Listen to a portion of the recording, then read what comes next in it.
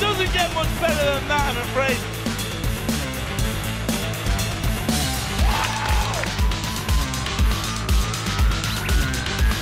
I think Super Hot Crew may have bitten off more than they could chew.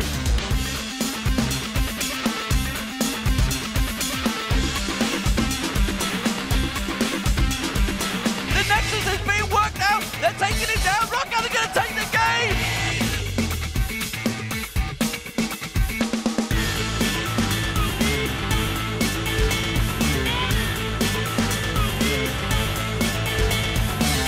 It's yet another double kill for N-Rated.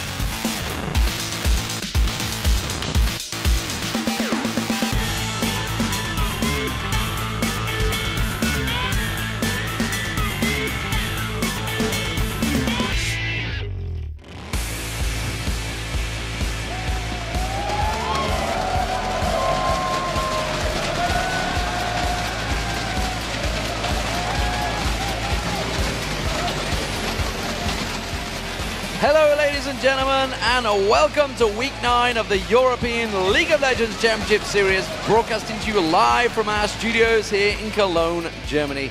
I am Lee D-Man Smith, and it's good to be back behind the LCS caster desk alongside Martin de Fischio Lunga.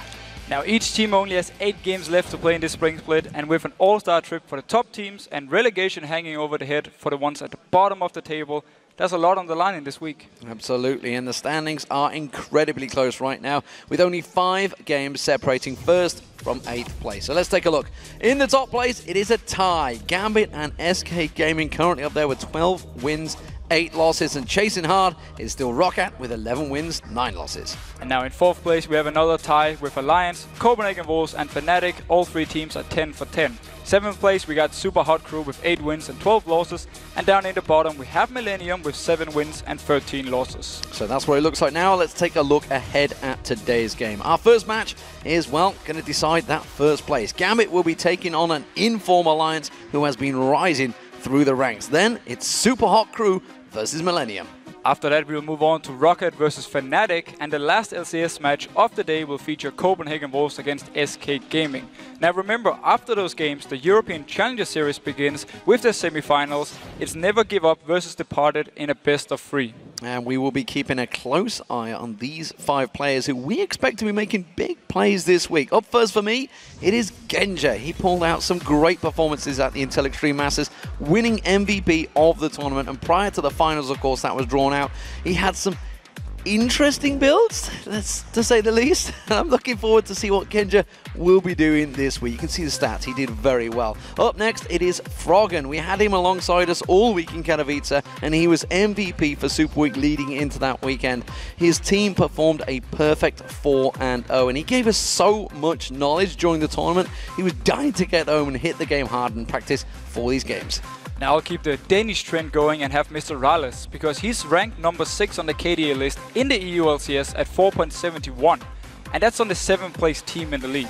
But the KDA isn't even the highlight of Mr. Rales. It's actually the fact that we haven't seen him lose his lane or fall behind in CS in any games yet. Him and Mixa are one of the strongest dual lanes in the league, and we need to see them keep their lane performance going, or Super Hot Crew will be in even bigger troubles than they are now. Sazos is my next player. The last few weeks have been shaky for him. We've seen some good games from him, but we've also seen him having issues against the likes of Freddy, which we didn't see earlier in the season. He's very consistent top laner, but I want to see him start dominating the lane again, like he used to do in the early weeks of the split. He has been expanding his champion pool, and we have seen him both play Aatrox and Jax, but not on a high enough level yet. My last player to watch is Selfie. This is the new player for Super Hot Crew who's replacing Moobs in the mid lane, and he's formerly known as Chu Yu, who's a challenger solo queue player.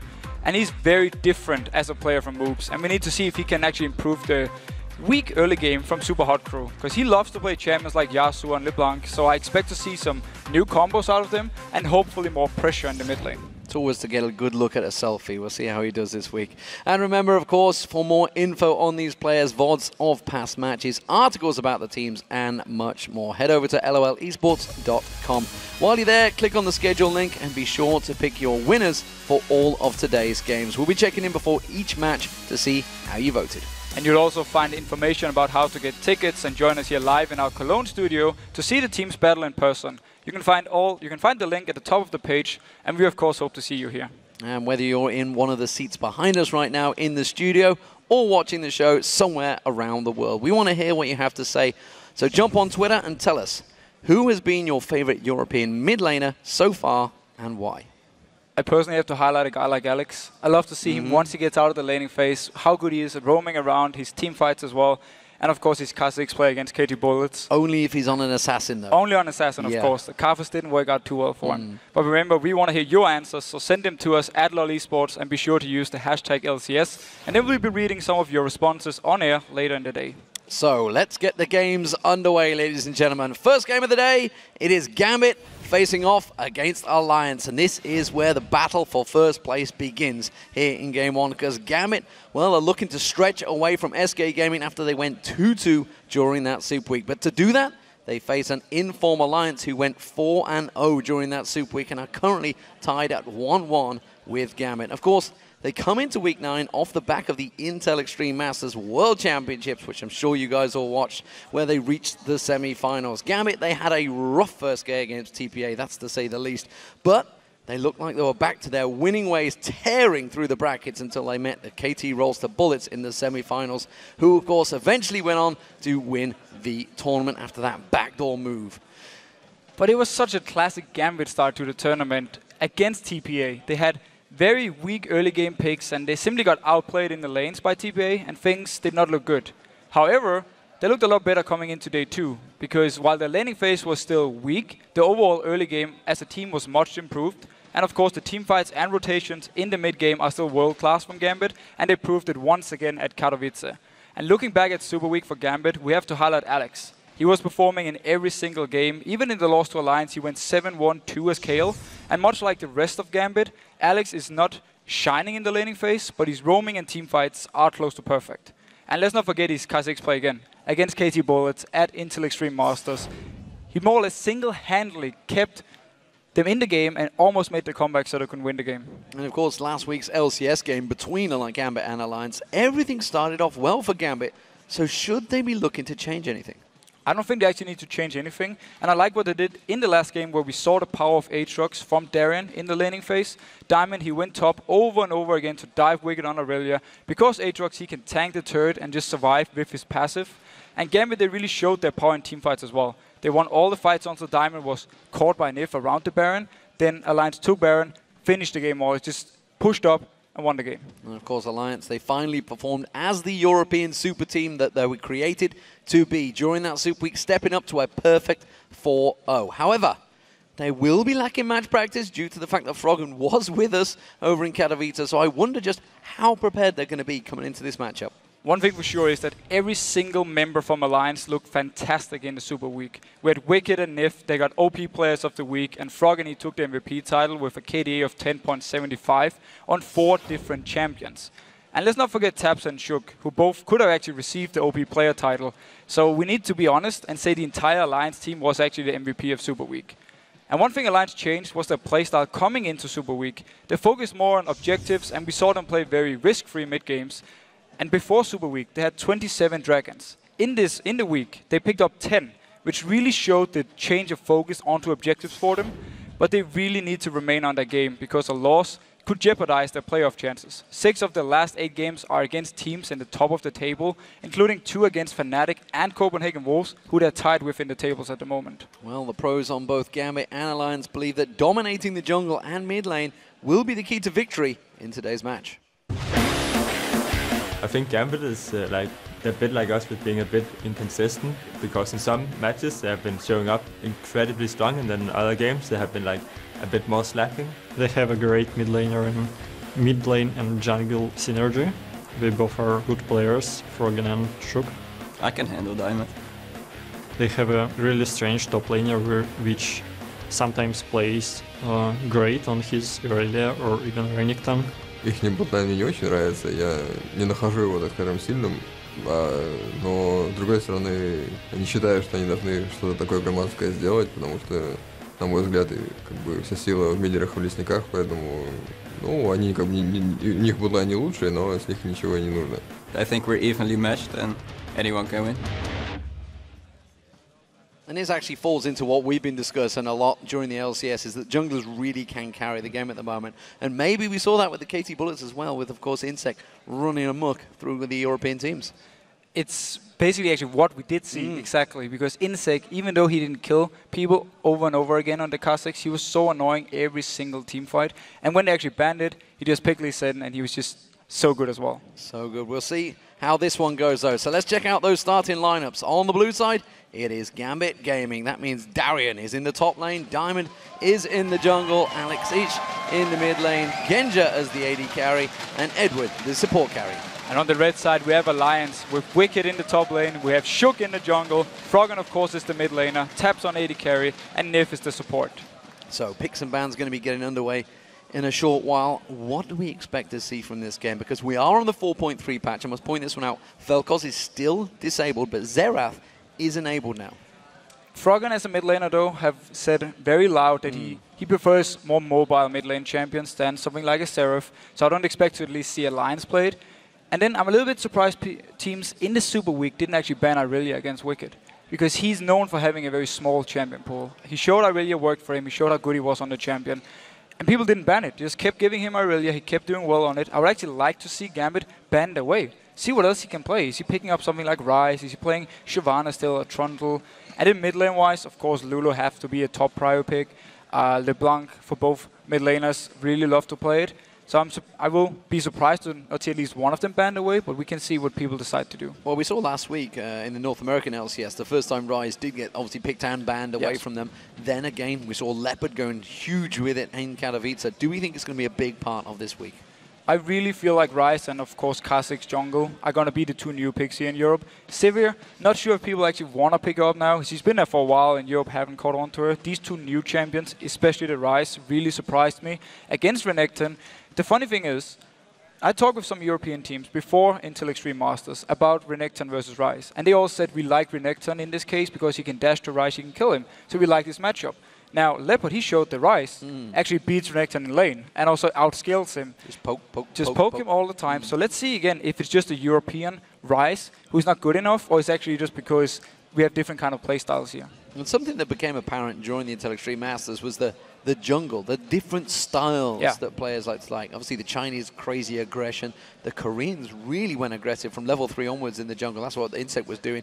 And of course, you looked at the North American Europe, but we were tending to be farm until about the 6th till we get those ultimates. Till then, we can make the impact on lanes. And there's also, again, the junglers we are playing, like Pantheon, Wukong, these kind of style junglers want the level 6 before they really want to start being aggressive. And then you see the styles of Kazakhs, for instance. Level 3, Insect walks into your jungle, just waits for you. He wants to set something up all the time. So here we go, picks and bans underway. Irelia being banned out straight away. So Wicked's one main champion that he really dominated Super Week with has been taken away. We see Aatrox also being removed. That, of course, taken off from Darian. So the top lane matchup from the Super Week where these two teams face each other, gone completely here. Aatrox for Darian is so annoying to play against because Gambit, they play the style where Diamond just constantly dives to top lane if Darian is playing Aatrox. LeBlanc, you can see 35.8% ban rate now. And really rose to it about 3 weeks into the LCS. Suddenly became one of the main mid lane champions. Has been taken away from Frog. And Alex Sich also plays this, of course. But currently, Lulu also taken away. These are all central bans now. And I'm going to see a fresh ban against Nif, who was so dominant on it in the Super Week. Gambit actually in IEM, they banned it quite a lot. They picked it once, but then disbanded it. We actually see it being banned away here. So I guess we had a pretty good idea about the picks and bans, and it also shows, I guess, in a way that these champions are some of the strongest, at least for these teams. We do see Elise is still available, Lee Sin still in there. Remember, the rework not gone through just yet. Was a favorite of Diamond, of course. We'll see where it goes. Lucian is the final ban. This may be a Caitlyn pick then. But Lee Sin is open, and Gambit, they absolutely love to pick it. They've been taking it over Elise. Again, going back to Katowice, they picked it twice when Elise was open as the first pick. Diamond absolutely loves to play it. That final ban made no sense to me, the Lucian ban, because we've already seen from Genji, he doesn't really care. He's going to build Zephyr on something. Generally, it could be Varus. Well, if it is Varus, it's easier to lock him up than the likes of Lucian. And you want to bait me to talk about his build. I refuse to talk about Genji's build.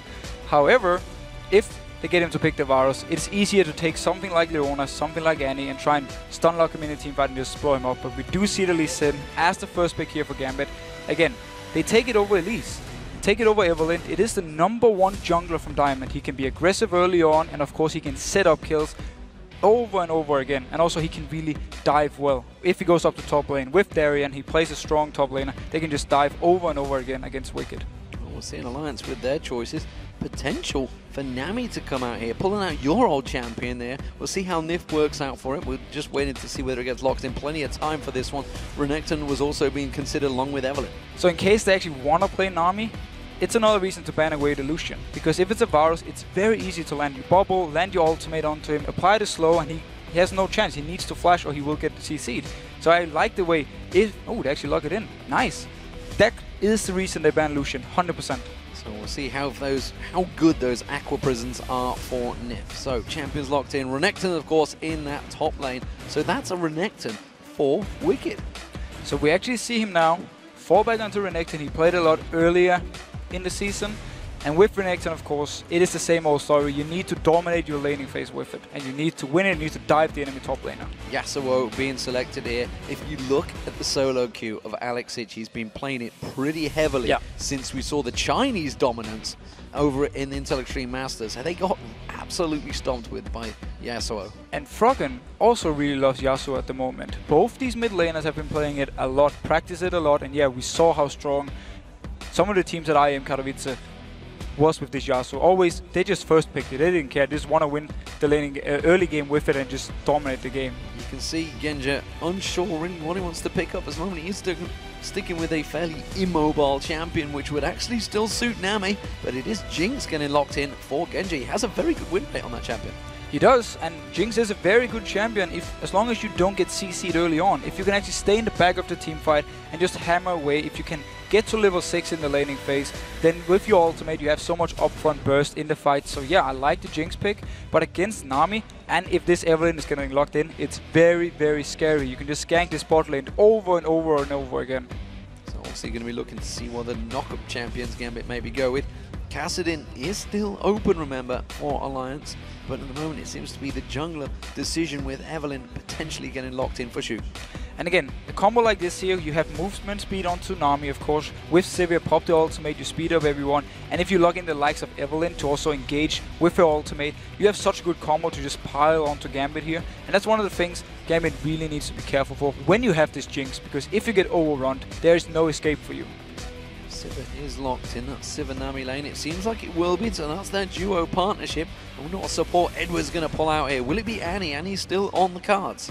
Annie would be a nice pick. Nami is a very squishy support. You can really burst her down easily, especially again at level 6 mark when you have the likes of Jinx. But a Karma here, I really love this because look again on the Alliance side, you have movement speed onto Evelyn, you have onto Sivir to the entire team, you have movement speed on Nami, so much utility onto Alliance side. So if you have Karma, you can at least try and counter it a little bit and try and disengage with it. See whether it gets locked in. Olaf also being considered for that top lane. We saw a very strong Olaf from Leopard at the weekend. We'll see whether it's bled through into Gambit's team comp thoughts, because it's not really a champion that you'd expect to see Darien on, but actually, when you think about it, that Ragnarok fixes his playstyle very well. We did see him playing a lot of Shyvana. Had some great mechanics on that one, on them top turrets. And what I like about Shyvana is you provide another knock-up for Yasuo to activate his ultimate. Olaf has nothing to give. So with this pick, we have seen this matchup in the top lane over and over again. Renekton is supposed to win early, but with some good help from Diamond, honestly Sin, they can actually turn it around in favor of Darien and simply outscale the Renekton. And then with this teamfight combo here, if they get the engage going, if Diamond goes in, kicks someone back, Yasuo onto the target instantly, they will be able to burst down this target, pop the passive onto, of course, the Jinx, and then you can either chase or disengage with the likes of Karma, speeding up your entire team. Well, Shyvana with that ultimate has a... Darien does have a habit of getting caught out a little far up lane, as does Wicked. He likes fairness. Both these two top laners are a similar composition, but look at this. Karthus was left open. We know for a fact, because we just spent a week with Froggen, this is by far his favorite champion. Yeah, I don't think Froggen can explain enough how much he loves Karthus, and according to him, you can pick it into everything. There's no counter picks to Karthus. I can tell you now, he spent 2 hours debating with Hai in the hotel lobby about LeBlanc versus Karthus. It took me to come along to rescue High. High looked exasperated by the end of it, but they have switched it their way. They've gone with Kale. So what I like here about the Kale pick is the fact you have so much single target damage from Gambit. The combo is all about kicking in a target, Yasuo ultimate from Jinx, explode the first target. Kale completely destroys it from Alliance side here. And if you look on the side of Gambit again, so much physical damage. Going into the late game part, if Alliance are stacking armor onto Renekton, of course, we can see a Sonya's onto the likes of Kale, and in general just go a lot of armor items, Randuin's Omen, of course, on Evelynn. It's going to be very hard for Gambit to kill them, unless they get ahead early on, they get a good lead, and they can really start using this pick combo a bit. And again, Alliance, I love their team combo. It is so good. It has everything. Look at all the movement speed they have. They can rotate the map so fast. They can start fights. They can back out of fights if they don't want to go for them. And just this Kale lock in here should destroy Yasuo at least when the fight starts, because he's just going to ultimate the target he jumps onto. Well, we will see how this one works out. You've seen the teams. We want to know exactly what you guys at home are going to be thinking. Quick start. Who do you go with? I'll give it to Alliance, unless Gambit will win the early game and just snowball with this combo. We'll see how this works out. As we begin these games, let's check out your predictions. According to LOLesports.com, 75% of you believe that Gambit will be taking the win. That's a big vote considering Alliance's awesome form last weekend. Yeah, it's a very big vote actually. Let's say 55-45 to Gambit, just looking at the two teams and also Gambit's performance at IEM. But combo-wise, I'll give it slightly to Alliance. I want to know what your thoughts are. Obviously, you've been in this position before as a pro player. Alliance have had a week off. Yeah. Gambit have had a week at a tournament. Who is going to be better prepared for this game? Actually, it's really, really hard to say because obviously, of course, Gambit now played against a few different play styles. They can maybe pick up a few things from it. They made some adjustments coming into this. Yeah. That the European teams are not ready for because they didn't play against these international teams that Gambit did. So they will have the advantage on that part. But then Alliance have had more time to practice and just focus 100% on this game. Where, of course, Gambit have used a lot of focus and time on preparing for IEM. Alliance didn't have to do it. Well, we'll see how it works out, ladies and gentlemen, as we go live for Game 1 of the week. And, of course, Gambit versus Alliance. Gambit currently tied top of the table. Nif just sidestepping the shot from Edward there. And, of course, Gambit, they could take themselves sole first place. Of course, that's until SK Gaming play later. Alliance, who themselves are tied for 4th place, could maybe try and sneak into that 4th place all on their own. And let's look at these lanes early on here.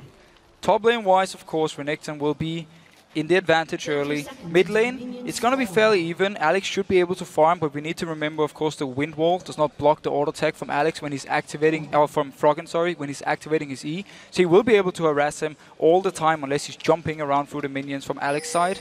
Bot lane wise, I really like the early aggression you can do with this Jinx and this Karma. Like, Karma early game is so strong. You have so high base damage, where Nami provides very little amount of damage. It's more CC and a small heal. We'll see how it works out at the moment. We're watching everybody stand off in those early lanes. Remember, we're in the 4.3 patch. They can place the wards now, not like the 4.4 where it's down to a 2-minute marker. We'll be getting to that one in a week's time, I believe that'll be.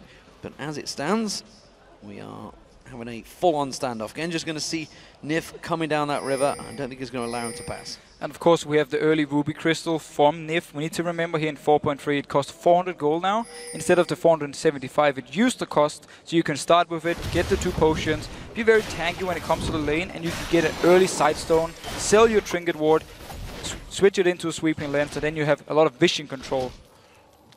On that spell piece edge, we'll see if that gives any benefit. Edward's going to be accurate with his shots. It's his Q. I can never remember the damn name of that thing. It is the Inner Flame, of course. That's the one it is. And we see actually early on here in the lane how Gambit moves up through the minions here, taking full control early on. Because again, Nami provides nothing in the first few levels. You're just a CC machine, very little. On a very small heal you have, it costs a lot of mana. So full control for Gambit here early on in the lane. Will get the early level 2 as well. You can get a lot of damage down if you can land that Aqua Prisoner with the Boomerang hovering over, which is what they're going to try and look to do. But as it stands, you can see the passiveness and the combo that can come out again onto Tabs. Nif doing a good job though, he'll go up straight away. And this is what Gambit will do all the time here. And then we need to see if Diamond decides to go up top lane to help Darren early on, or if you want to come down towards mid lane, make sure Alex can farm Shook. This is standard alliance. He's always ganking mid early, and let's see. Sneaks around, but Alexic spots him early, but he does get a good burst of damage. And remember that red buff still ticking, but Diamond's now coming around the mid lane. Can he jump on towards Shook? He will not land the Q, and Shook will just step away. So Diamond actually moved from his blue buff up towards top, but then he saw Evelyn and he moved back into the mid lane where Evelyn was ganking. And Alliance, every single game, they will gank the mid lane early. Yeah, that was the flash, of course, burn though for that jungler. So we do see Gambit trying to take advantage of that one. Diamond straight into towards the Wolf camp. He knows that Shook has gone north because he saw the vision of it. And that does mean he can steal away that jungle. We'll see whether he makes a move on towards his bottom lane. And now the lack of flash onto Shook might force him to just farm up till level 6 before he can do anything. And Diamond, he's still staying around this mid lane here. Can he try something? Because Froggen is pushed far up in the lane. He's pushed far up, but he's got a giant stack of minions with him, so it would be a dangerous play for either of them to go for it. Alexic hasn't got that wind force built up. He does manage to go in towards it. Diamond again does not land his kick, but he will put a big chunk of damage down on towards Froggen. This time he does manage to get that wind on towards him, but really not going to do much about it. But the very nice juke from Froggen actually meant he could save his flash here. He didn't have to use it. It wasn't enough damage onto him. And now back into his bot lane. Early CS lead for Genji here.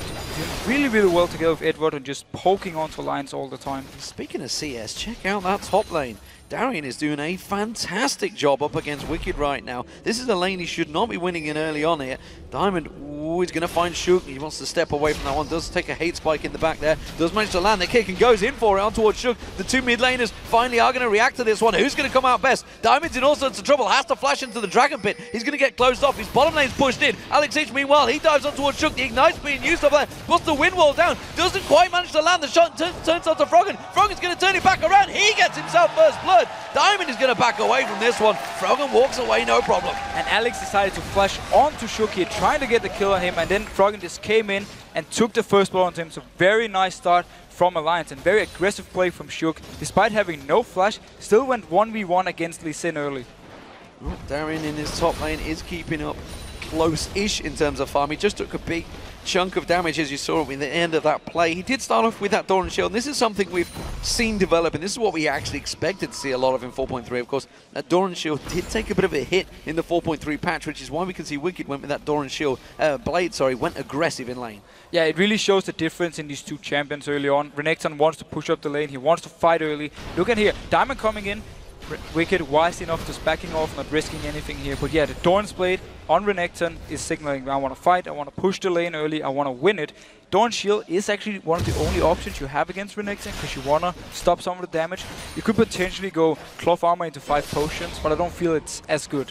Doran's Blade's coming out everywhere from Gambit right now, and of course the lack of ability power may well hurt them later on in the game. We'll see how that affects them. You can see Doran's Blade stacking all over, so it's the triple Doran's build for Darien in that top lane that Freddy started off many weeks ago.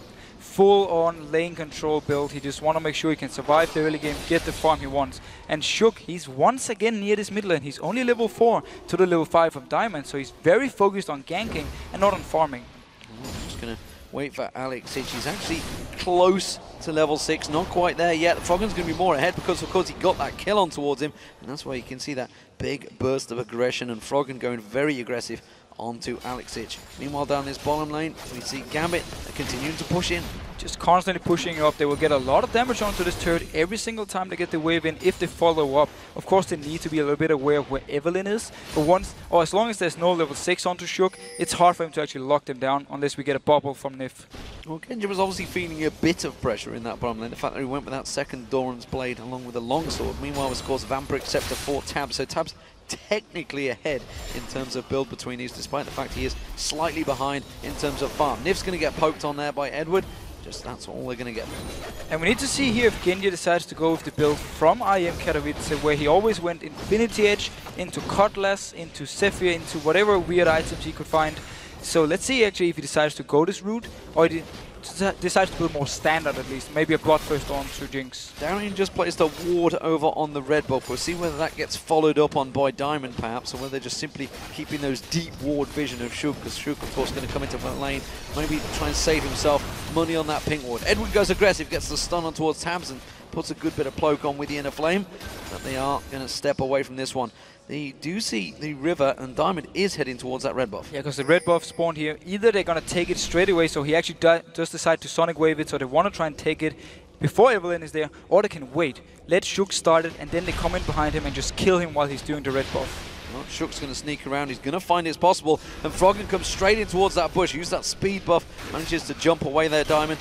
And Alex Hitch wasn't quite close enough to contest this one. Aqua Prison catches on Genja, quickly turned around by Edward though, putting the poke down. The barrier comes down. Tab's getting caught by the chompers. The ignite was used by Edward, and that forces him away. And now Edward, he turns back on towards Nif. Genja though, not really wanting to back this one up. And now the Alliance bot lane are really starting to fight back here. Very good bubble onto Genji. The Ignite was there, forcing his flash. The Sap did miss from him, so they didn't get all the damage onto Taps they wanted. And now Evelyn towards top needs to be careful because Diamond is coming in as well. They're going to go for it, Darren. He has got Dragon Descent available. As soon as he pops out, there it is. He tries to get away from this one. He's got a safeguard from Diamond, just running defensive duties. He's going to go into it from Wicked. He has got Dominus still running here, and they're going to try and push Alliance back. And if Wicked didn't flash here, he would have died because Diamond would have his ultimate to just finish him off there. So good flash by him, and very nice counter gank by Diamond, beating where Shook wants to go. Good counterplay between the two, but Wicked, as expected, did build up a big CS difference in that top lane, but there's going to be a lot of pressure on this tower right now. We see Shook, he can't stick around, he's going to go and take away his golems, which means Gambit are going to put a lot of pressure on towards that tower. This is perfect for Gambit. You get some gold onto Darren, you make sure he can get some farm here, and of course you give gold to the rest of your team. So very good for Gambit. Once again, it's the counter gank from Diamond that sets everything up. This is why he absolutely loves Lee Sin. So, 9 minutes into this game, first tower goes down. It is in the top lane. See whether that frees them up or not. Froggen, he's going roaming, heading down south. He's going to be looking to either go towards the bottom lane or maybe a red buff. Oh, Edward, he's in trouble. He needs to be backing away already. The pressure on him. Oh, that boomerang blade almost certainly was signaling. No. The wave will not follow, but Froggen's going to walk in and get himself a very easy kill there on Edward. I have absolutely no idea why Edward decided to stay with his turret. He had no chance to wave there because he was so low, and you saw Alliance there. Bot lane just almost killed him by himself, so I'm not sure why he stayed around. I guess he was just waiting for Genji and trying to wave clear. We do see Alex Hitch keeping that pressure on, but Shook runs active guard duty and clears out the wave. So Alex Hitch, he's going to go back. We'll see whether he goes towards that static shiv. That's the build you generally tend to see on the Yasuos, the static shiv into Infinity Edge, and then generally, well, you can do what you want because you've got a pretty strong build undergo. This top lane, this is what I'm really interested in, see how this battle continues. We see the Tiamat now on Wicked. He's at 96 farm compared to 70 of Darien, but that's not too bad when you consider Shyvana will start getting stronger now. We're only up to the level 8 marker. Exactly, this is just fine for Shyvana. We have now the Chain West onto him as well, so he's going to stop a lot of the damage from Wicked, who's been building up towards this Hydra, so he wants to focus on wave clearing very fast, possibly even rotating then down to the mid lane after he pushes out the lane, and also he wants some more upfront damage towards the Shyvana. But Darien will outscale him. There will be, in 10-15 minutes time, at least 15 minutes time, we will see Darien starting to win the 1v1 and force Wicked out of the lane. Putting poke on towards Tabs, but Tabs catching Genja with his boomerang blade. Looks like Diamond's not going to get involved in this one, and actually we do see Alliance making a move down river. They could be heading towards that dragon. It seems they will. And Gambit really need to be careful in case they decide to fight, because Darren is actually around his mid lane so he can join in, but there's no flash onto Genji. He's an easy target for Alliance to lock down. Will Gambit be there in time, or will the dragon go to Alliance? Got it. Very quick dragon there, but they may well try and fight this one. Darien walks straight into 4 members of Alliance, uses that Dragon Descent and goes very deep on this one. Didn't really have the backup of his team. They finally arrived, but that was a little aggressive stuff from Darien, and it's left his top tower exposed to Wicked. Yeah, and the rest of Gambit, they weren't in a position to follow up. Only Alex was there, but he couldn't ultimate onto the ulti from Darien, so he couldn't really join in the fight. And as you said yourself, Wicked getting a lot of damage on this top turret, already down to 50%. Next time Darien decides to roam away, he can take it. Could have done without taking those 3 tower hits over there, I feel. Wicked going a little too aggressive maybe. Nif may well get caught out here. They're going to put the burst damage down on him. He's used the ignite, but the rocket completely missing there. There goes the wave. Genja's going to be riding that one. Diamond is going to try and move around the top, but it is all covered by wards. Now this rocket would have killed Nif, but if we just go back to the dragon, what we saw from Alliance was very smart decision, because the bot lane from Gambit were not in a position to join. Also, Diamond had recalled to base, so he couldn't join in as well. Instantly, they just went 4 members to the dragon, and Wicked just stayed in the top lane. Even though Darren was missed, they didn't care, they just started it. So very smart and fast decision by Alliance. Diamond tries to turn an advantage in that bottom blue buff, but we do see the top lane. Froggen coming in on towards Darren. Dragon Descent will be back available, but they are going to push towards him. Where is Darren going to run to? We saw him making some impressive runs at the weekend. Not too sure he's going to be allowed to get that far away. Froggen will land that slow on towards him any second. No! Needs to use his own speed buff. He will finally catch him because he's got the extra boots on towards him. There we go. Now he can turn the damage back on towards Darren. He's going to be able to do nothing about this one. It's a second kill for Froggen.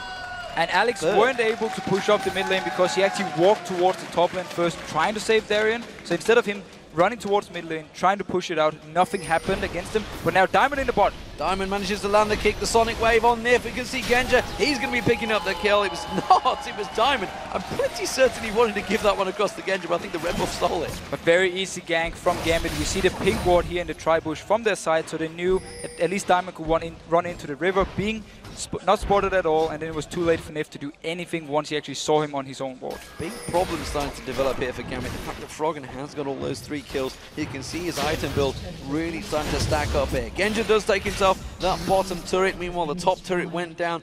Wicked putting pressure on towards that one. So it is 2-1 in terms of turrets for Gambit. But you see this mid turret, Froggen putting pressure on it. He has got Shook coming. Wicked's heading down the bottom. They're not going to take it this go, but you can see they're starting to put pressure. Diamond's going to come around. He's got to be careful. He's got a giant crocodile behind him. And now Edward. Oh, where are you going to go? He gets caught out by the slow Shook. Doesn't quite catch the speed on him, though. And Edward does escape. And now Darren is coming down here. A lot of members have Diamond actually being the one to try to catch out. Oh, Aqua Prism was used. Dragon Descent from Darien. They're going to try and turn this fight around. Is it a fight they want? The rocket already being used by Genja. They don't really have the damage to pursue on towards the tower, though. Don't have the damage, and they don't have the crowd control either to lock down this Alliance team, so they can just back out whenever they decide to. Everyone is having so much utility, so much move speed to just disengage the fights. That's also why they can actually play so aggressive, and we might even see more fights here because now Taps is joining in with ultimate. Very aggressive stuff from Gambit here. Diamond is off at the side. He can safeguard to Edward, which he will use to escape there. Nif doesn't really have the mana to go aggressive on them, which he probably was thinking, and that red buff will go back across the shoot. And let's see now how Gambit decides to play this, because they have obviously lost the top turret now. They lost the first dragon. Laning-wise, they're doing well on farm. They're actually winning at least bot lane and mid lane here, so that's very good for them. But they need to be careful against this Alliance combo once we get to team fights, once we get to the mid game, because it is so scary to deal with, and they need to make sure they are ahead because they're full physical. Once we get armor items onto Alliance, it's going to be so hard for them to actually kill them unless they have some armor penetration. And look here, Genji actually having the Cutlass. Gone for the Cutlass. We'll see where he goes with that one. At the moment, the Chompers have been thrown down. The call onto Froggen, he's not really too worried. There's the Aqua Prison and Edward. The burst coming out from Froggen is too strong, and it's the 4th kill of the game for Alliance and Froggen. And Gambit is just handing the kills over to Froggen here. Once again, they're way too overextended. Good bubble from Nif. Easy kill for the Kayle now. 4 kills onto Kayle, and we know what a late game monster she is. It has to be a worry for Gambit. They can't let this one go. They're not really getting the kills on Alexich. Alexich has got that static shift built up now, but he's been off on his own. He's farming down the lanes, and he's getting good farm. But unfortunately for him, his mid laner is being fed up here. Darien and Wicked, they're continuing to go back at it. Wicked still feeling he has the better of Darien, forces him away. Shook is coming up here, though, on towards this one. Wicked trying to bait it as long as he can, but I think Shook may well get spotted. And the good thing for Darien here is he's getting so tanky, he can actually farm the wave and then back off. He will take some damage, but he can still always back off. Froggen here, down in the bot lane, 2 members from Alliance, and Diamond going in. Sonic Wave does go in towards him, he gets the kick. That shouldn't be enough. Intervention being used by Froggen, but he will finally get taken down by Alexich. A good shutdown bonus for him. Tabs on towards Genja, not going to be quite enough. Beautiful combo. We see Diamond coming over. He kicks, and instantly you see Yasuo ultimate onto Froggen, just taking him down so much single target burst damage. And this is a lot of damage on towards his turret. Only Shook able to try and defend this one. Not too sure he's got enough. He's going to have to use that ultimate. He tries to come around, tries to poke down as much as he can. All defensive duty. Does put a lot of damage down onto him, but to be fair, and they're going to try and pursue. Nif is coming around that wave. He's never going to catch on towards them. The wind wall completely blocks it. And notice again, wind wall here, pop it onto the wave, you just instantly stops it. Instantly. It's a very good use of wind wall from Alex. The wave wouldn't have caught anyway. And great timing on that Dragon for Gambit this time around. Remember, Alliance picked up the first one. They had full timing. They are going to come around and try and pick this one up. At the moment, though, the pressure is on the mid lane. Yeah, Alliance is actually in a better position because 2 members from Gambit have to run from the base. It's only Shook from Alliance coming down here. We might see the first big team fight. Vision-wise, both have a pink ward in the same bush. Edward is completely separate from the team, and Darian's getting pursued upon. Dragon Descent being used. He jumps in towards Nif. Not really got the team with him, though. He's going to have to flash away, and Wicked goes deep on this one, picks up the kill, and just slides on in towards the Dragon Pit. So very nice use of the Sivir ultimate from Taps, starting the fight when Darren is out of position and the rest of Gambit is not nearby. They are still pursuing Alliance away actually, and Diamond going deep on this one. He takes way too much of damage, and Froggen gets himself a 5th kill. He is on a mission. Now, Diamond safeguarded into the face of Wicked, instantly just got stunned and just killed. And again, Gambit were only 4 members. I'm not sure why they tried to engage the fight.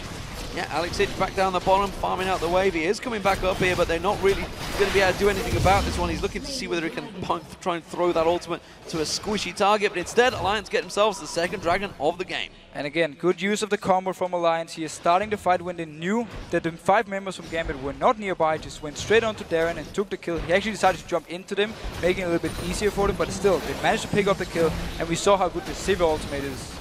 So, 5 kills for Froggen. Pointing down one to watch, and he's getting Lichbane almost completed. Gambit, they are starting to fall away from this game. You've got to be careful they don't let it snowball in towards Alliance's favour. At the moment, it is a 40,000 gold advantage. They are equal in turrets, but Alliance seems to have positional advantage over Gambit every time they get into a fight. Yeah, the positive thing though for Gambit, as we talked about earlier, is the fact that Alex and Genji have been able to farm so well. So they will be getting some early items. They will get, once we get into the 25-minute mark, some of the strong items. The Infinity Edge for Alex, of course, is very, very important. We're going to see what Genji, he's actually building towards Infinity Edge himself. I have to disagree with the build. When it comes to Jinx, so you want more upfront burst damage, and of course, with your 2nd item possibly being a Blade of the Rune King, you don't get any extra crit to supply your Infinity Edge. And what do we think of Edward going full Spell Thieves upgrade to the Frostfang? The Frost Queen? Frost Queen. Frost Queen's Claim, that's the exact name for it. I mean, that's, well, we always wonder whether the top upgrade is too far on that item. Well, what he can do with it is use it to disengage. Once the Sivir ultimate is popped and they run towards it, you back off with your team with your own mobility on Karma, and you just fire the Frostwing, the Queen into the face of them and slow them down. He does get the slow on towards Wicked, but all they're going to do is take the pink ward and push away on that one, keeping Darian fed. And something we've always heard from the Alliance team members is if Wicked wins his lane, he's far more vocal, far more receptive in terms of team fights, and can go aggressive. Oh, Alex Hitch, he won't see Shook here. I love the play from Shook here. He just walks down with him. Froggen, he overextends on purpose. He wants Alex to jump him here, and then Shook would just join it and turn the fight around. But again, back to the item from Edward. I would actually like to see Talisman when you're against such a mobile team like Sivir. It's going to help you out, even though you have your own movement speed buff. The Talisman always helps. They are still continuing, and Shook living as the shadow of Froggen as they come around for this one. Diamond is also there though, so let's not get carried away in this one. It could be a close exchange. Froggen gets caught, doesn't get dived on by Alex. The ward was there, and they are looking to go aggressive, but they've got to realize if Alex is staying around, he uses the intervention early on to defend that damage, and there's just so much on Alex Hitch there, they just couldn't counter it. And now Diamond, he's going to get caught out. He gets the kill on Froggen, but he will go down to Shook unless he manages to pull out for Great Escape. One more kill, and that will be Shook. And Froggen, he blocked so much damage with his ultimate once Alex went in there, so they got so much damage onto him. And when Froggen actually lost the ultimate, he was still healthy enough to just take the kill. Yes, he ended up dying, very nice by Diamond, but then Shook could just pick up the kill. And he can now push this bot lane, while the rest of Alliance keep the members of Gambit in check. Well, we did see Darian continuing to put pressure and actually starting to win out the fight against Wicked now. Shook will take this bottom turret though. That's going to give Alliance the turret advantage and continue that gold advantage. It's going to be now a 4,000 gold in the plus for Alliance, and they can keep that pressure on. That top turret though is getting really harassed. Darian, is he going to stick around too long? He will back away. Good use of time. But Darren, he's doing an absolutely fantastic job pushing down Wicked all the time, even with the early Randuins, so he's having a lot of armor. Of course, some of the damage from Shyvana is magic, so that's where the Randuin's Omen won't help. But Darren is doing a fantastic job just pushing in the wave and getting all the farm in. Now, he might be caught. Alliance are going to try and push on towards this one. Darian, will he get the stun onto him one more time? And Froggen will catch up the moment it's on there. He's going to use that burnout. Can he get the run? The stun comes out from Wicked. It's going to be enough. There's the slow, and Darian goes down. Meanwhile, Alex Ich and Shook, they're going at it in the bottom lane. Shook's not going to be able to survive this one, though. Alex Ich is putting damage down. He's going to try and turn it back around, but Diamond comes in to save the day and lands the Sonic Wave. And Diamond has been doing a fantastic job staying with Alex all the time. Every single time Alex is in issues, he's there to try and help. Picks up another kill for himself. He's on 3-2-1 now, has to score, so he's doing a very good job. Darian, though, he tried to recall up top, and Wicked just went into him and stopped him, and then Froggen joined in. Pick up another very easy kill for him. Oh, they're going aggressive. That's going to be on the hunt used. They're trying to catch on towards Diamond. He's got nowhere to run. He gets caught out. The Aqua Prison is nice. And Tabs gets himself the kill. And another reason why in Korea they absolutely love Sivir. If someone is out of position, you pop the ultimate and you just chase them down, and there's nothing they can do. Edward now, he's running for his life. He's got Genja in support, but you can see Alliance, they're trying to use positional advantage, bully him away from that mid lane, but Genja is there with support of Alex. Now, looking on the minimap, we have the Dragon coming up in 1 minute. The vision control for both teams are very poor. We don't see any pink wards. We have very little amount of green wards actually, so nobody is really getting the control and can then catch out the enemy. We've just seen people overextending up in the lanes and then being caught out over and over again. Goes for both teams, by the way.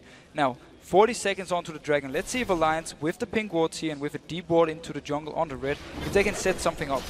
Well, they try and pull that red out with the Boomerang Blade, which they will do. They've got Shook there, so they'll be able to take this one down in no time at all. But it does reset itself, and Edward is lying in wait. The rest of the Gambit coming in towards this one. This may be a mistake by Alliance, and they're going to back away. Yeah, Froggen is down in the bot lane. He wouldn't be able to join, so wisely enough, they don't take the fight. But let's see here if Gambit actually wants to contest this one. We see Darren already moving here from the top lane down, so I expect a big fight. Well, Alliance are all splintered at the moment. They are starting to regroup over towards that Dragon. Edward's trying to get some poke, and he does land it on towards Tabs there. Remember, he gets that ability power bonus. They're going to try and separate Nif here. Nif having to just dash away from that one, defend out this turret while the rest of Alliance rotate in. And let's see here. Getting the wave pushed out so they can actually get some wards. So very good play by Gambit. Getting control of this river area before that you actually start the Dragon means that you can set up the wards here. You can try and get a catch. So like what they're doing with pushing out the mid lane first. Let's see Alliance, so they're moving the very smart and safe way into the river. And they're ready to fight. Edward doesn't quite land that slow. He doesn't get the poke, and now Gambit have been separated. On the hunt being used to chase down the target. It seems to be Edward they're going to find, but a good slow from Edward turns it back around. Darian tried to sneak in around the back. Genja pops a cork on towards Froggen, doesn't quite land it, and it is going to be the Dragon being pulled out by Gambit. They are going to resist.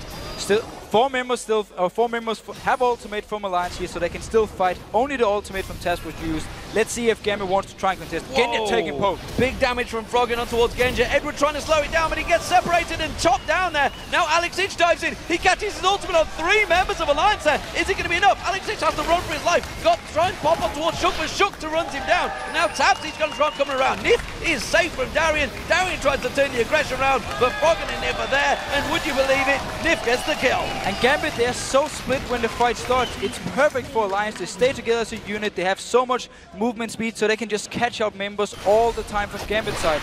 If Gambit is not standing 5 men together, it is too easy for Alliance to just constantly find the right targets and harass them down even before the fight actually started. The 3rd Dragon of the game for Alliance, and they are moving up towards the Baron here. They're sweeping out the lenses. There's nothing there, no vision. They're going to be aware of the situation because they ran straight across that mid lane area.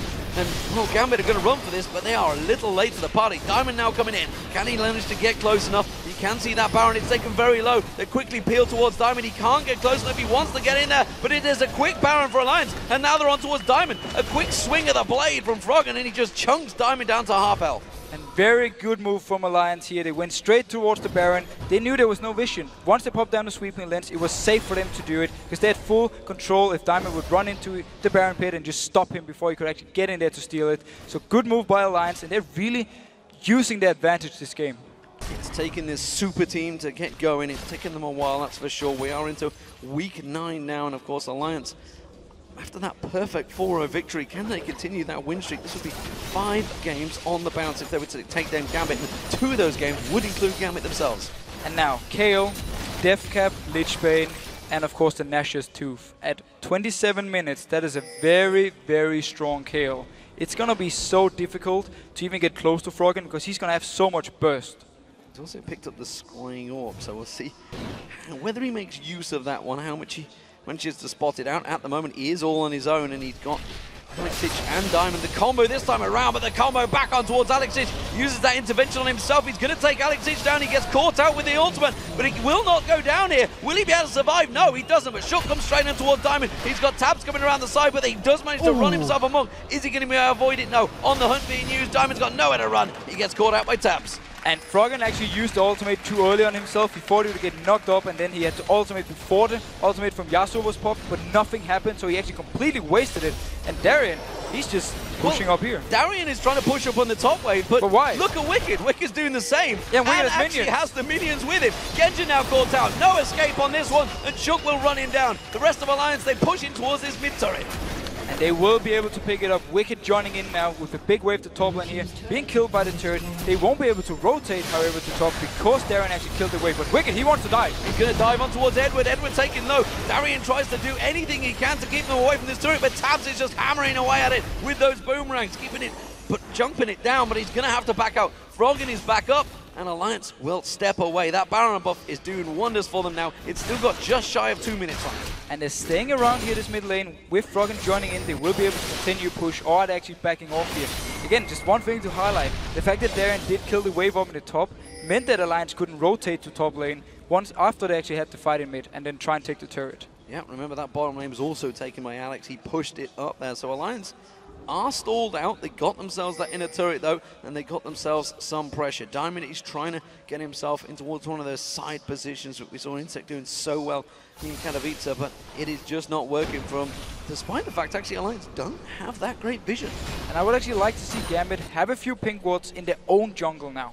Find a place to camp and just wait for Alliance to walk in with 5 members or 2 or 3 members if they feel too overconfident they're gonna win this game, and then just punish them. Pick up the kill like we've seen with Diamond and Alex. Once they actually find someone, knock them away with the ultimate from Diamond, then pop the ultimate from Alex. It is a very good combo, and they are just waiting around here. Let's see if Alliance decides to push too far up. Back away, and Froggen play takes the safe with Shook's being ghosted here by Darien. Darien continues around there, but Tabs is coming in. They're going to bait this one out. Shook has got the ultimate available if he wants to try and slow Darien down. On the hunt being used by Tabs, and Darien, he is going to drag into center cross. Aqua Prison will not follow, but the flash from Shook will be enough, and you can see the speed boost from Darien is not enough. Nif's going to come around, doesn't manage to get the poke on towards him, gets the slowdown. Still the Aqua Prison misses. Darien still trying to run away from this one. Is it going to be enough? No! Shook gets in there, gets the kill. And he's just delaying time because meanwhile in the bot lane here, 2 members from Alliance once again, 2 members from Gambit, it's Diamond and Alex once again pushing up here. But Wicked is not the person they want to go for. He's too tanky for him to actually just instantly burst down. And they've left the mid lane exposed to Froggen, who's just going to plow through everything in its path. He's only got Genji in there to try and stop him, and that's not going to be enough. Edward's trying to do the defense of his duties in the top inner turret, and that's going to go down quickly. Alliance take themselves another turret. And we see Alex trying to back off here. Wicked will actually be able to stop him if he goes in aggressive. But Gambit, though, they are in big issues. And if they don't get the perfect fight or a pick here, I don't see how they can actually turn the game around. Wicked continues pushing, chasing, trying to keep Diamond away this time around. Has done a fantastic job of keeping himself safe in there. Alexich is back in the base, and Alliance are going to step away. Job done with that Baron buff. Fantastic work. They're now 18-5 up in kills, 5-2 in turrets, and a gigantic 11,000 gold lead in 31 minutes. There's the Zephyr. On to Genji. There is the Zephyr. I mean, we can't explain this one, no, can we? okay, There's just no way to explain here's it because my idea there's a with the Radiant's item. Omen on 2 members of Alliance, yet there's no Last Whisper. But here's the idea for me with the item. It gives movement speed, and movement speed is so strong in this current meta. Again, against a lineup like Alliance where there's so much utility, you want the movement speed, but you don't get the extra crit to supply you Infinity Edge. So there's no reason actually to go to Infinity Edge, and at the same time, you just don't get the same amount of damage as you normally would, and that's what he's missing out on. No Last Whisper, as you said yourself, against Randuin's Omen Renekton, Randuin's Omen on Evelynn. How is he ever gonna kill one of these 2 tanks? He's not. He's not gonna touch them. So that's what I dislike about the way he's building. There was a serious lack of conviction in your voice there as you try to explain as best you possibly could why on earth he's gone for that Zephyr. And honestly, you're not on your own, because there was a lot of AD carriers that were saying exactly the same thing on Twitter. Tabs has found Darien in his top lane. Darien, by the way, is 0-5-0 so far. Not working out too well for him on that Shyvana, despite the reasonable start he had there. Shook in that jungle, starting to keep all Warp Vision away from Gambit. Of course, their sweeping lenses doing work for them right now, and this bottom inner turret, the final inner turret for Gambit, is the next focus for Alliance. Darien going to try and get around the side. Yeah, Alliance need to be careful because Tabs is in the base. There's only 4 members. This is the time for Gambit to fight. They're going to try and push on towards it, but Talisman is popped. There we see the wave coming out, and they will step away, no problem. And this is where I would have loved a Talisman onto Edward, so he could pop it himself to start the fight when Darien was moving down from the mid lane. Because Tabs, again, he was not nearby. Darien actually saw him over with the Raves beforehand. And now Alliance pushing down once again. Tabs is still behind it, but so is Genji. He's at the Raves. They've got the slow on Darien. He's going to have to use that Dragon Descent. The rest of Alliance are coming in here. As you mentioned, Tabs is coming around the side. The final inner turret will almost certainly be the focus for Alliance. And Gambit, they are backtracking. Well, let's see if Alliance actually wants to dive this one or just try and poke onto Gambit. They don't have the best poke. We have Froggen who needs to be kind of close in here. It's going to be risky for him, and of course Tabs is going to be the same. So they don't have like this long range poke onto Gambit. They might actually have to dive it. Well, Wicked may well try and do that. He comes around the side with that tower. Does end up stepping away, gets on towards one of the chompers, but Shook comes around the side. Lands the ultimate onto Edward, top down. Alex H does manage to land a good ulti, but it's just not enough damage anymore. They're turning around. Darien's going to get taken down by Tabs. Nif managing to get himself a kill as well. Diamond's being pursued here. One more hit. That's going to be Wicked. Runs him down, and they're going to tank out the turret and just push on through the base. And Alliance is simply just so far ahead at the moment. There's no chance for Gambit to win the fights. Everything this game for Alliance has been so sport on. They got all the dragons, they won all the team fights, and they're just doing so well. They're just going to run through the base here. Alexic is doing a job. He's stopping the minions, so it's forcing them to have to tank out this one. But they're quite willing to do that. They've got double Randian's Omens on this team. There's no worries about tanking those Nexus turrets down. Alliance are just going to run on through the base and take down Gambit here for the victory. Alexic finally comes back. Intervention on towards Shook. They're just going to hit down the Nexus turret. Alliance will come out victorious and will continue their victory streak. 5-0 now for Alliance. And they managed to beat Gambit in the Super Week. They win once again here. Very good combo, very good play overall, and they just managed to punish every time Gambit was out of position. They picked up a kill to them, and again, that's why you win the game. That is how you win the game, and it was a fantastic performance. Well, like everyone, honestly, from Alliance. And this is what we said in the opening. You know, it was an OP team performance by Alliance. This super team that was thrown together, they've had a bad Super Week and they've had a fantastic Super Week. And that run seems to be continuing of their form. Gambit, well, they performed admirably at the Intel Extreme Masters, but Alliance, after a week off, they look nigh on unstoppable.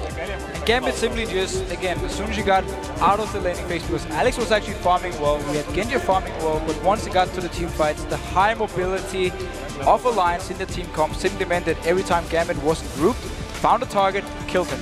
And you've got to really question, you know, the fact that Froggen was given kill after kill after kill at the start. They tried to really sit on him, but he just turned it around every single time. It was too easy for him in the start to get these kills. There were too many times where Gambit was overextending, and he just walked up there, smacked him in the head once, took a kill. We had Edward in the mid lane, for instance, where he got bubbled by Nif, just all alone, just died to Kayle. And if you give Kayle these early kills, you give her Death Cap, the Lich Bane, and a Nash's Tooth by the 25-minute mark, you're really in for trouble. And we've said it so many times, unfortunately for Darien, he either does fantastic or he does terrible. And he was 0-6-0 in this game. He was off on his own, farming all the time, trying to keep that pressure on that top lane, but it was just countered every time. We have seen him before where he actually managed to extend the games just by doing what he did.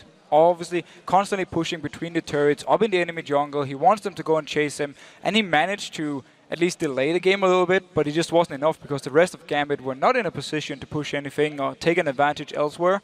So Alliance just did a very good job never overextending or never giving anything for free and just punish especially Darien every time he actually pushed up. Was there any particular moment in there that really piqued your interest of how Alliance, honestly, they just continued that dominant flow that pretty much they had from the beginning, and they just stretched it out through the lane phase into the mid game? I just love to see the fact they're actually playing Sivir. I would like to see her on more European teams because we see how good she is. Whenever you have an opportunity to get an advantage start to the fight, you pop your ultimate, you get this kill, or you get someone low, and that's what Tabs did. He never held on to the ultimate. He always just popped it very early on in the fights to get these early kills in the team fights, and I like that. And Alliance as a team, again, we just see them once they're team fighting together, once they go as a group, they're so strong. And we talked about also the dragon control that they had during that Super Week, and again, we saw it here. Non-stop, didn't let Gambit get near those dragons. Never gave Gambit a chance. They were always on point, they were always ready. Vision control-wise for both teams weren't anything out of the ordinary. I mean, we didn't have any, I think we had like 1 or 2 pink wards on the map at most, where from the Intel Extreme Masters, when we saw KT Bullets play, it was like 5 pink wards on the map all the time. We didn't see it here, so we didn't actually see any picks. It was more people walking up the lanes, then someone else walked up towards them, they started a fight, one side won, and then someone else died elsewhere in the lane, and that was about it. We didn't see the picks in the jungle or anything special. Well, it was a fantastic performance. And where do the teams go from this? Obviously, Gambit now 12-9 in the league. No longer top place. SK are up there on their own. They are going to be playing, of course, later on in the day. But Alliance, 5 wins on the bounce. They are now 11-10. Finally, Alliance has a positive ratio in the LCS, a positive score. Do they keep on taking this momentum? Because they've beaten Gambit twice in 2 weeks now. Alliance just have to keep doing what they are doing now. Find the new strong picks that fits them as a team. We saw the Nami as well for Nif here. And just continue playing like they do. They don't take any chances once you get out of the laning phase. And I like that. They just group up as a team very fast. Or maybe they send Froggen on a very, very fed kill to split push a lane. Yes, he died twice, I think, to Diamond and Darren. But while he was dying here, the rest of Alliance were doing things everywhere else on the map. Taking turrets, taking kills onto Darren and pushing down. So as long as they play this style where they never really take any chances where they can, I would say, throw the game away, it really suits them. And also the teamfight combos they have been very strong. We also saw the Seve Wukong for them in the Super Week doing so well. So I like the new picks for them. And let's not forget, Tabs lost out in farming that lane. That's true. But Wicked played fantastic in the top lane. It's something we saw throughout Super Week. Maybe that is one of the keys. For now, though, let's send it over to Shox and Quickshot, who are standing by with Nif from Alliance to talk about that win. Thank you very much, and hello everyone. I'm Ify Shox supporter along with my support Trevor, Quickshot, Henry, and we have Alliance's support Nif here with us after that fantastic victory versus Gambit. Tell us a little bit, what was the main idea that you wanted to run with when you had your comp? So we have 4 movement speed buffs in our team comp, and pretty much what we want to do is like to catch them and also have a really strong team fight. Is this a team comp that you guys had practiced or talked about coming into the match, or is it just champions you knew how to play anyway? No, we haven't practiced that specific setup. We play all the heroes, and then in the champion select we just think about what is the best hero, and then we try to adapt to every match that's upcoming. So why first pick Nami when we've not seen you on Nami at all? Why today did you pull her out? I've played her for quite a while already, and I think she's really strong right now. She has not like a real counter, she's always good. And since they banned Trash, we fall back to Nami pretty much. So that was the first pick that you guys went with, and then your last pick, Froggen was hovering over the Karthus a little bit. We know he loves it. Why go for the Kayle in the end? I don't know exactly. I think he has to say it, but we trust each other, so he said he wanted Kayle, and it's like still a really good hero even after the changes. And we just went for her. Well, it definitely worked out for you guys. Helps and Froggen gets 4 quick kills in the lane. Talk to me about the practice for Alliance, knowing that Froggen was in Intel Extreme Masters last weekend. Did you guys practice the 4 of you with a different mid laner? Did you focus on solo queue? You know, how was this last week for you guys? Well, actually I was there as well. I was just watching, so we didn't train as much. We trained 1 day before the Intel Extreme Masters, and then like 2 days after. So actually we haven't trained much. So we had a lot of theoretical thinking, like what is good, we saw what is coming. Like the Kha'Zix is kind of surprising that he didn't get picked actually this game. And then we just did it as usual. Yeah, and you came into this match and it was very convincing, and one of the very important team fights in the game was around the 25-minute mark, and we actually want to run through it with you. Yeah, so I want to get your take on the team fight. Let's pull that up onto your screen right now, and at this point you guys have already got a 4,000 gold lead. This is a dragon fight where you start off the dragon, Gambit sort of comes in and you peel away with that mobility. So let's start the replay and talk me through what's happening in your communication and, you know, how you play this out. Okay, so we saw that they are split on 2 sides. So pretty much from our point, we have a lot of movement speed, so we have to decide on which side we get. So it's at one point we see here Jinx is out of position, we're chasing her. And then we all go for the left side, then we see the Karma, we go for her. And then I try to split them up with the ulti at the back, and then I hit the Yasuo as well, and we focus the Yasuo here. And then pretty much you have to just clean up because they are so split all over the map, and we are really strong team fights.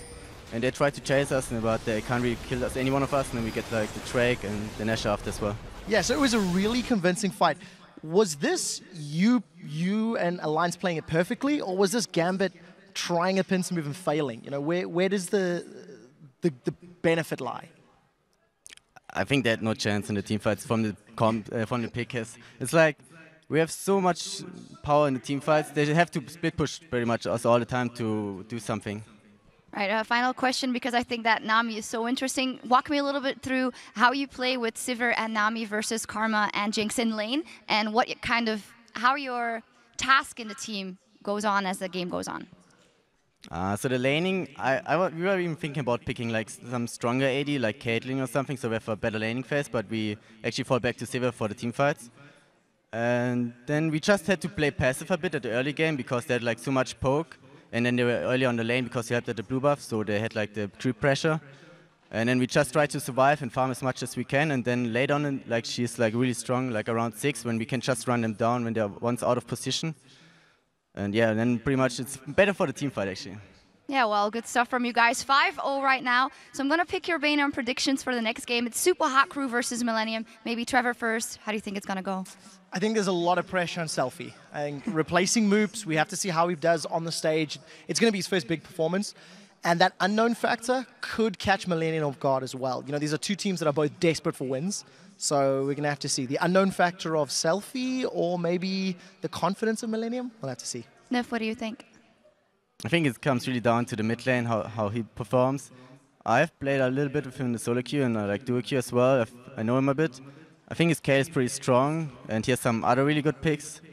And it really depends how he's performing offline. Some other good picks. Don't spill the beans just yet. Thank you very much, Nif. Congratulations for you guys on a 5-winning streak. We're going to take a quick breather, but stay tuned because next up will be the Super Hot Crew facing off against Millennium. But first, I recently got to hang out with a group of League of Legends fans who made the journey from my home country of Belgium to see the European LCS live in Cologne. Take a look. We are gamers from Belgium, from Antwerp, Ghent and Brussels. We hang out at the Outpost Game Centers, and we've come to visit the LCS tonight. We rented a bus, we got everybody together. Took around 3 hours, I would say, so it's actually very close here. I think everybody's really excited to meet Shox because she's Belgian herself, of course.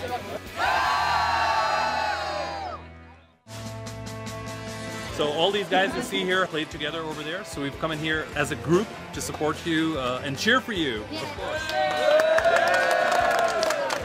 That's so nice, but you gotta be honest. You hoped Kruppa would be here, right? No? Yeah. It was so fun to meet them. They got a tour around the studio. It's really awesome to finally see all those gamers in real life and see how it's going. So yeah, this is awesome. I hope they had a great time. Some of them were from my hometown, so I got to speak in my dialect. It makes me feel a little home away from home.